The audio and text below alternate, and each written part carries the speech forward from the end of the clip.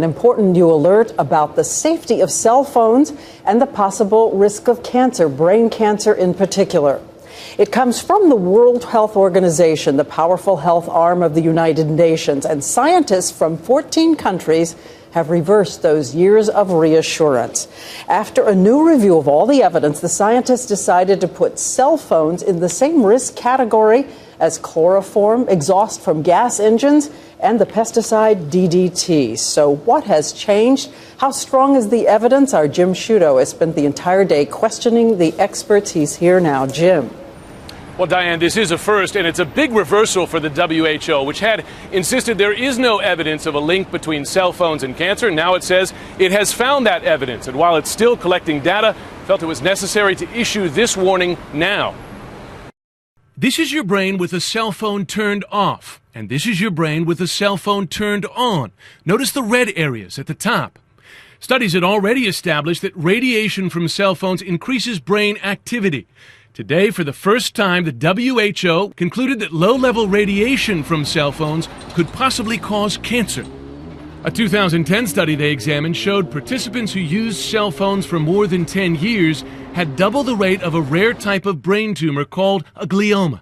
Placing cell phones in the same category as lead and engine exhaust, the director of the WHO's cancer research arm said in a statement, "Given the potential consequences for public health, it is important to take pragmatic measures to reduce exposure." A small but growing group of scientists say that since the cancers involved take years, even decades to develop, there is a need to act now.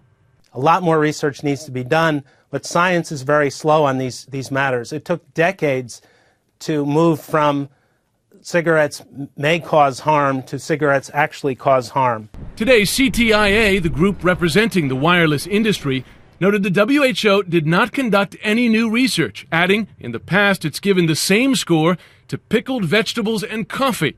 Ellie Marks blames her husband's brain cancer on 20 years of cell phone use, noting his tumor grew on the side of his head where he held his cell phone.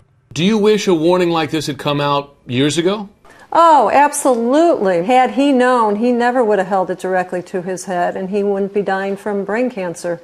No group is recommending we stop using cell phones, but some, such as the American Cancer Society, say those who want to change should consider using headsets or the speakerphone option. We noticed that even some cell phone companies recommend keeping phones at a distance from the body. For the iPhone, 5/8 of an inch. For the BlackBerry, a full inch.